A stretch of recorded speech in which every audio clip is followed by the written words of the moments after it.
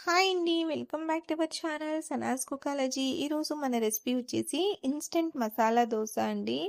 మీకు మసాలా దోస తినాలి అనిపిస్తే హోటల్‌కి వెళ్ళవలసిన పని లేదండి. అలాగే ఇంట్లో దోస పిండి కానీ, ఇడ్లీ పిండి లేకపోయినా కూడా మీరు ఇంట్లోనే చాలా సింపుల్‌గా, ఇన్స్టెంట్‌గా అప్పటికప్పుడు అయితే మీరు ఈ టేస్టీ మసాలా దోసని ప్రిపేర్ చేసుకోవచ్చు. ఈరోజైతే నేను ఇంట్లోనే సింపుల్‌గా ఈ ఆలు మసాలా, అలాగే ఈ ఎర్ర కారం ఎలా ప్రిపేర్ చేయాలో కూడా ఈ వీడియోలో క్లియర్‌గా చెప్పబోతున్నాను.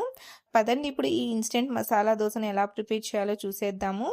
ముందుగా ప్రెషర్ కుక్కర్‌లోకి ఒక 3 లేదా 4 మీడియం సైజు బంగాళాదుంపల్ని ఈ విధంగా హాఫ్‌గా కట్ చేసుకొని వేసుకోండి. మసాలా మీరు క్వాంటిటీకి తగినట్లు బంగాళాదుంపల్ని ఎక్కువ తక్కువైనా వేసుకోవచ్చు. ఇప్పుడు ఇందులోకి రుచికి సరిపడా ఉప్పు వేసుకొని మూత పెట్టేసి ఒక 3 విజిల్స్ వచ్చేంత వరకు ఉడికించుకోవాలండి. 3 విజిల్స్ వచ్చాక ఇవి పూర్తిగా చల్లారాక తొక్క తీసేసి వీటిని మ్యాష్ చేసుకొని పక్కన పెట్టుకోవాలి. ఇప్పుడు ఎర్రకారం కోసం జార్ తీసుకొని ఇందులోకి బాగా పండిన టమోటాలు ఒక 2 వరకు అయితే వేసుకోవాలి. అలాగే ఒక ఉల్లిపాయను వేసుకోవాలి. ఒక 8, 10 వెల్లుల్లి రెబ్బల్ని, అలాగే రుచికి సరిపడా ఉప్పుని వేసుకోవాలి. ఇప్పుడు ఇందులోకి కారానికి సరిపడా వేసుకోవాలండి. కారం అనేది మీరు ఎంత కారం తింటారో చూసి వేసుకోండి. మీరు కారపొడి ప్లేస్‌లో కావాలంటే ఎండుమిర్చినైనా కూడా యూజ్ చేసుకోవచ్చు. దీన్ని చూడండి, నీళ్లు వేయకుండా ఈ విధంగా మెత్తగా గ్రైండ్ చేసుకొని ఇప్పుడు ఈ కారాన్ని బౌల్‌లోకి తీసుకొని పక్కన పెట్టేసుకుందాము. ఇప్పుడు వేరొక మిక్సీ జార్‌లోకి 1 కప్పు వరకు బొంబాయి రవ్వ అండి, సన్న రవ్వ, సోజీ అంటాం కదా, దాన్ని వేసుకోవాలి. ఇప్పుడు ఇందులోకి ఒక 2 టేబుల్ స్పూన్ల వరకు గోధుమ పిండి, ఒక 2 టేబుల్ స్పూన్ల వరకు అయితే బియ్యపు పిండిని వేసుకొని ఇప్పుడు వీటన్నిటిని మనం మెత్తగా గ్రైండ్ చేసుకోవాలండి. మెత్తగా ఫైన్ పౌడర్ లాగా అయితే మనం దీన్ని చూడండి ఈ విధంగా గ్రైండ్ చేసుకున్నాక ఇప్పుడు ఈ పౌడర్ని మనం మిక్సింగ్ బౌల్లోకి వేసేసుకుందాము. బౌల్లోకి వేసేసుకున్నాక ఇప్పుడు ఇందులోకి అయితే 3/4 కప్పు వరకు అయితే పెరుగుని వేసుకోవాలి. మీ దగ్గర మజ్జిగ ఉన్నా కూడా 1 కప్పు వరకు అయితే వేసుకోవచ్చండి. ఇప్పుడు దీంట్లోకి సరిపడా నీళ్ళని చూసుకుంటూ వేసుకోవాలండి. ఒకటేసారి అనేది నీళ్ళనన్నిటిని వేసేయకండి, కలుపుకుంటూ చూసుకొని వేసుకోండి. ఉంటలు లేకుండా కలుపుకోవాలండి. చూడండి, నాకు వాటర్ తక్కువ పడ్డాయి కాబట్టి నేను కొన్ని వేసుకొని అయితే కలుపుకుంటున్నాను. ఒకేసారి అయితే వేసుకోవడం లేదండి. చూడండి, ఈ విధంగా ఉంటలు లేకుండా దీన్నైతే స్మూత్‌గా కలుపుకోవాలి. ఇప్పుడు ఇందులోకైతే 1 టేబుల్ స్పూన్ వరకు పంచదార, రుచికి సరిపడా ఉప్పును వేసుకోవాలండి. పంచదార వేసుకోవడం వల్ల దోసలు అనేటివి మంచి కలర్‌లో వస్తాయండి. చూడండి, ఈ విధంగా బాగా బీట్ చేసుకుంటూ 1 నిమిషం పాటు కలుపుకోవాలి. పిండి కన్సిస్టెన్సీ అనేది ఈ విధంగా ఉండాలండి. అప్పుడే దోసలు అనేటివి పర్ఫెక్ట్‌గా క్రిస్పీగా వస్తాయి. ఇప్పుడు దీన్ని పక్కన పెట్టేసుకొని ఇప్పుడు మనం ఆలు మసాలానైతే ప్రిపేర్ చేసుకుందాము. ఇందుకోసం స్టవ్ మీద కడాయి పెట్టుకొని ఒక 2, 3 టేబుల్ స్పూన్ల వరకు ఆయిల్ వేసుకోవాలి. ఇప్పుడు ఇందులోకి 1 టేబుల్ స్పూన్ మినపప్పు, 1 టేబుల్ స్పూన్ శనగపప్పు, హాఫ్ టేబుల్ స్పూన్ ఆవాలు, హాఫ్ టేబుల్ స్పూన్ జీలకర్రను వేసుకొని వీటిని ఫ్రై చేసుకోవాలండి. లో ఫ్లేమ్‌లోనే ఫ్రై చేసుకోండి. హై ఫ్లేమ్ పెట్టుకొని ఫ్రై చేసుకుంటే ఇవి మాడిపోతాయి. ఆవాలు చిటపటలాడి ఈ విధంగా మినపప్పు, శనగపప్పు అనేది లైట్ గోల్డెన్ కలర్ వచ్చేసాక ఇప్పుడు ఇందులోకి ఒక 2 ఉల్లిపాయలు, సన్నగా తరిగిన ఒక 3, 4 పచ్చిమిర్చిని కూడా వేసుకోవాలండి. ఉల్లిపాయలని ఈ విధంగా పొడవుగా కట్ చేసుకొని వేసుకోండి. ఉల్లిపాయ అనేది కలర్ ఏమీ చేంజ్ అవ్వాల్సిన పని లేదండి. అంటే లైట్ గోల్డెన్ కలర్ కానీ బ్రౌన్ రావాల్సిన పని లేదు. ఇప్పుడు ఇందులోకి రుచికి సరిపడా ఉప్పును కూడా వేసుకొని ఉల్లిపాయ అనేది జస్ట్ మగ్గితే సరిపోతుందండి. ట్రాన్స్పరెంట్ అవ్వాలన్నమాట కొంచెం. అలా అని చెప్పేసి మరీ బ్రౌనిష్లో రావాల్సిన పని లేదండి. ఇప్పుడు ఇందులోకే మనం కొంచెం కరివేపాకును కూడా వేసుకొని ఇంకొక నిమిషం లేదా 2 నిమిషాల పాటు ఉల్లిపాయల్ని మగ్గించుకుంటే సరిపోతుందండి.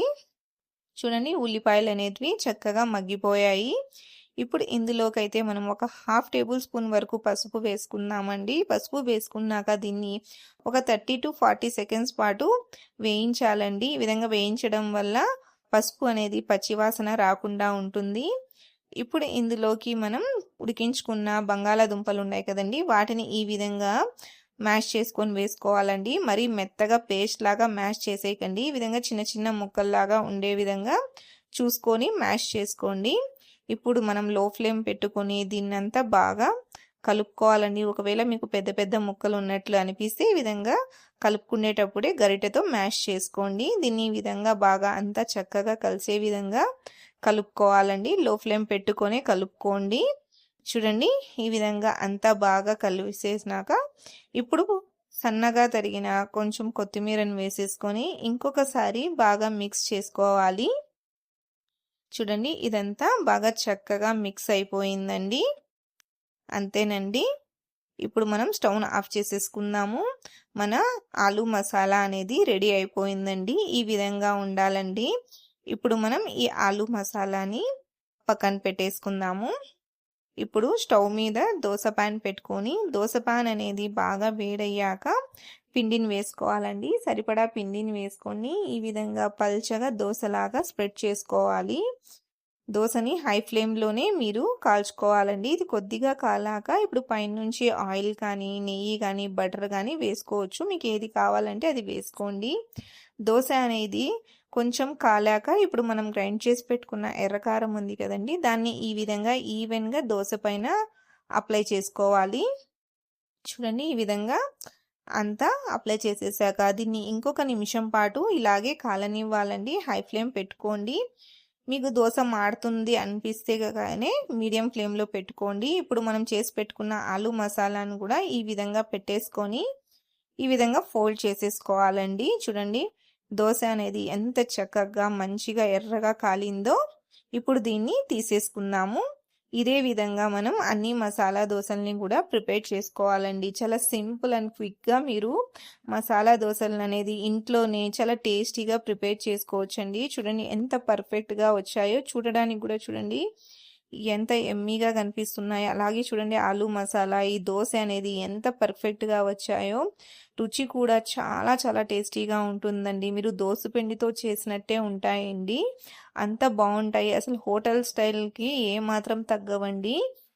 చాలా సింపుల్ అండ్ క్విక్గా కూడా ప్రిపేర్ చేసుకోవచ్చు. మీరు కూడా తప్పకుండా మసాలా దోశ తినాలి అనిపిస్తే ఇంట్లో దోశ పిండి ఇడ్ల పిండి లేనప్పుడు ఈ మసాలా దోశల్ని ఒకసారి ట్రై చేసి చూడండి. మీకు ఈ రెసిపీ ఎలా అనిపించిందో నాకు తప్పకుండా కామెంట్లో తెలియచేయండి. వీడియో నచ్చినట్లయితే లైక్ చేయండి, షేర్ చేయండి. అలాగే నా ఛానల్ని సబ్స్క్రైబ్ చేసుకోండి. Thanks for watching.